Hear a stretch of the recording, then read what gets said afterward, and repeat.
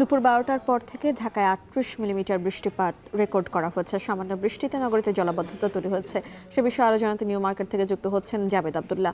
জাবেদ, জানাবেন রাজধানীর কোন কোন এলাকায় জলাবদ্ধতা তৈরি হয়েছে এবং এত অল্প বৃষ্টিতে জলাবদ্ধতা সৃষ্টির কারণ কি?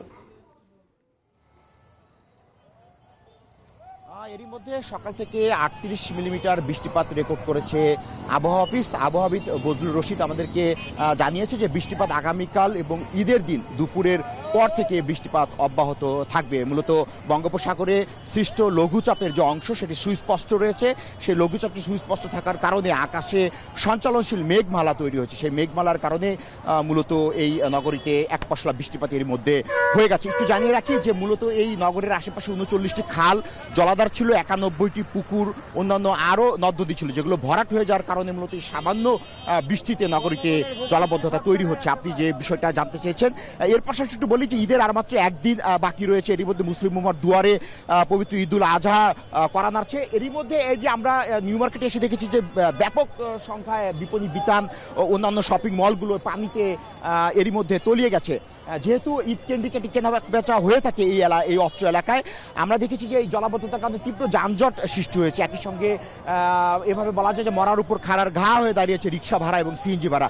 নগরবাসীরা বলছেন যে জলাবদ্ধতার কারণে রিক্সা ভাড়া কয়েক গুণ চাচ্ছে। সিএনজি একে তো পাওয়া যাচ্ছে না, দুয়ে তো ভাড়াও তারা বেশি চাচ্ছে। নিশ্চয়ই আপনি ছবিতে ফ্রেমে দেখতে পাচ্ছেন যে সামান্য বৃষ্টিতে মূলত পুরো এলাকায় একটি জলাবদ্ধতা তৈরি হয়েছে। অনেক সময় যারা পরিবেশবিদ তারা বলেন যে মূলত নগরের যে অবস্থা তাতে ১০০ মিলিমিটার বৃষ্টিপাত হলে এই নগরে যে পরিমাণ পানি হয় সেটি ধারণ করার ক্ষমতা মূলত এই নগরের নেই। আপনি নিশ্চয়ই এখন ছবিতে দেখতে পাচ্ছেন যে বেশ জলাবদ্ধতার কারণে, জলজটের কারণে মূলত যানজট তৈরি হয়েছে।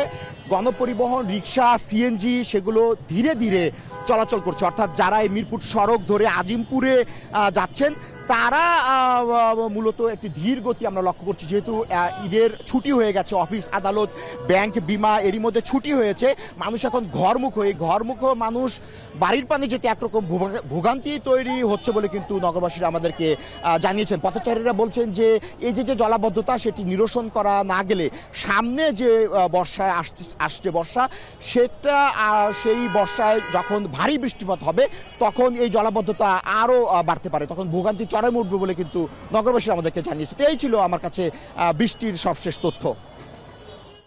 নিউ মার্কেট থেকে সরাসরি যুক্ত হয়েছেন সহকর্মী জাবেদ আব্দুল্লাহ।